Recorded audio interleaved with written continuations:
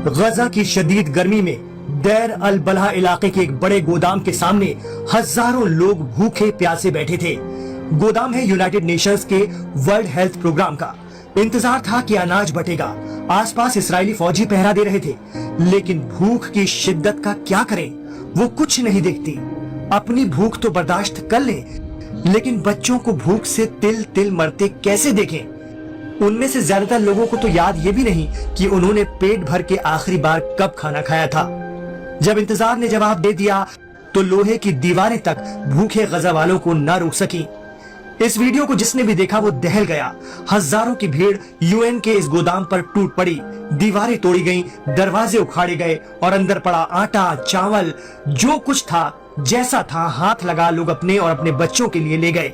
भगदड़ में 4 लोगों की मौत हो गई, 2 कुचलकर और 2 इस्राएली फोर्स की गोलियों से मारे गए। रोटी के लिए आए थे और मौत नसीब हुई। रेड क्रॉस अस्पताल ने बताया कि जख्मियों में महिलाएं और बच्चे भी हैं जिन्हें गोली लगी है। ये बलवाई नहीं थे, बस 80 दिनों की भूख के बाद भी जिंदा रहने की जद्दोजहद कर रहे हैं। वीडियो में इसके बाद ये देखा जा सकता है कि इस जद्दोजहद में जिसके हाथ जो कुछ भी लगा वो बेहद खुश नजर आ रहा है, जैसे उसे दुनिया की सबसे बड़ी नेमत मिल गई हो। गजा के लोगों का ये दर्द बताता है कि दुनिया में भूख इंसान से कुछ भी करवा सकती है, कुछ भी। यही वजह है कि इसराइल ने गजा वालों के लिए इस हथियार का इस्तेमाल किया है। मार्च के मध्य यानी बीच रमजान में इसराइल ने हमास के साथ सीज़फायर की खिलाफ वर्जी करते हुए हमले शुरू कर दिए और बीच रमजान ही गजा की रसद रोक दी।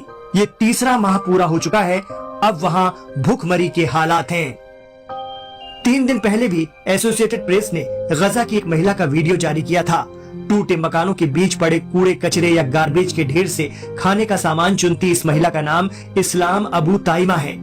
अपनी मासूम बेटी के साथ खाने के लिए सड़क किनारे कचरे के ढेर से इन्होंने आटा इकट्ठा किया। फिर एक रोटी का टुकड़ा मिला तो उसे धूल झटक कर रख लिया कि बच्चे खा लेंगे, कम से कम भूखे तो नहीं सोएंगे। ये है इस्राएली आक्रामकता के बीच गजा का रूह कपा देने वाला मंजर। वहां भूखमरी इस हालत में पहुंच गई है कि 11,000 बच्चों पर भूख से मौत का संकट है। इसराइल की इजाजत से जो थोड़ी बहुत रसद जा भी रही है वो एक बड़ी आबादी के लिए नाकाफी है।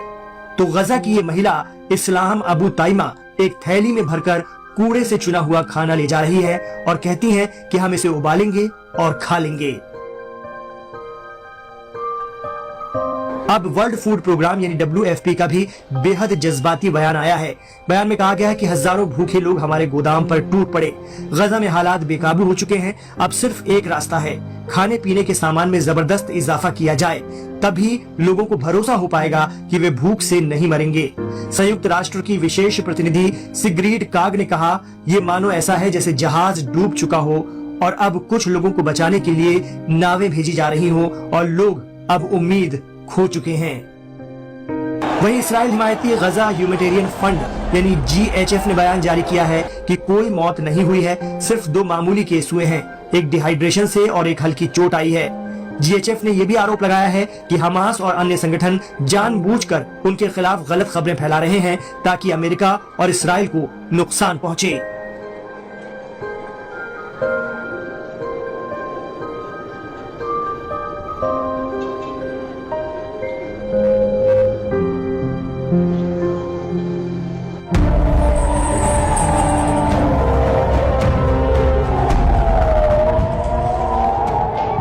इजराइल हमास का खात्मा करने के लिए गाजा पर लगातार हमले कर रहा है, मिसाइलें दाग रहा है, लेकिन इन हमलों का असर हमास की बजाय गाजा में रह रहे उन निहत्थे लोगों पर पड़ रहा है जिनका इस युद्ध से कोई लेना देना नहीं है। इजराइल हमास के बीच चल रहे युद्ध की वजह से गाजा में भयंकर तबाही मची हुई है। छोटे छोटे मासूम बच्चों की जान चली गई है, खाना नहीं मिल रहा है और लोग भूखमरी से मर रहे हैं। ऐसे में सवाल ये उठ रहा है कि आखिर हमास और इजराइल के बीच इस जंग का अंत कब होगा? क्या इजराइल नहीं चाहता कि ये युद्ध रुके? ऐसे सवाल उठने की एक बड़ी वजह है हमास और अमेरिका के बीच हुई युद्ध विराम को लेकर बातचीत। जानकारी के मुताबिक हमास ने मंगलवार को अमेरिकी दूत स्टीव विटकॉफ की ओर से पेश किए गए नए युद्ध विराम प्रस्ताव को मंजूरी देने का ऐलान किया है, जो गाजा पट्टी पर चल रहे इजरायली आक्रमण को रोकने की कोशिशों में संभावित सफलता की उम्मीद जगा रहा है। एक आधिकारिक बयान में हमास ने कहा, प्रस्ताव एक सामान्य रूपरेखा को रेखांकित करता है जिसमें एक स्थायी युद्ध विराम, गाजा पट्टी से इजरायली सेना की पूरी तरह से वापसी, मानवीय सहायता का तत्काल प्रवेश और समझौते की औपचारिक ऐलान के बाद एन्क्लेव के नागरिक मामलों को प्रशासित करने के लिए एक पेशेवर समिति का गठन शामिल है।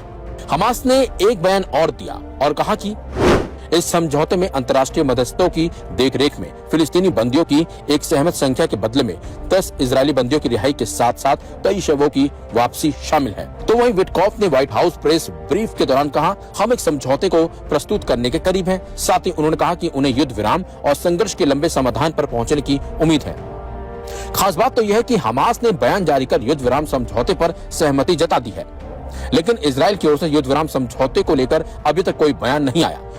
नेतन्याहू पर आरोप है कि वो युद्ध को लंबा खींचना चाहते हैं और बंदियों की रिहाई की उन्हें चिंता नहीं है।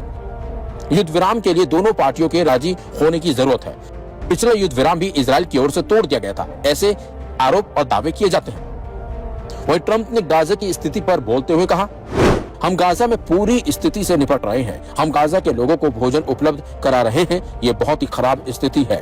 7 अक्टूबर का दिन बहुत ही खराब दिन था। लोग इसे भी नहीं भूलेंगे। इजरायल का युद्ध विराम समझौते पर कहना है कि उसकी शर्तों को नहीं माना जा रहा है। इस वजह से वो युद्ध विराम पर राजी नहीं हो रहा है। लेकिन सवाल ये भी है कि अगर इजरायल युद्ध विराम को लेकर तैयार नहीं हुआ तो हालात और ज्यादा गंभीर हो सकते हैं। ऐसे में अब अमेरिका को दोनों देशों को बिठाकर समझौते पर दोनों देशों की सहमति बनानी होगी ताकि इस युद्ध को रोका जा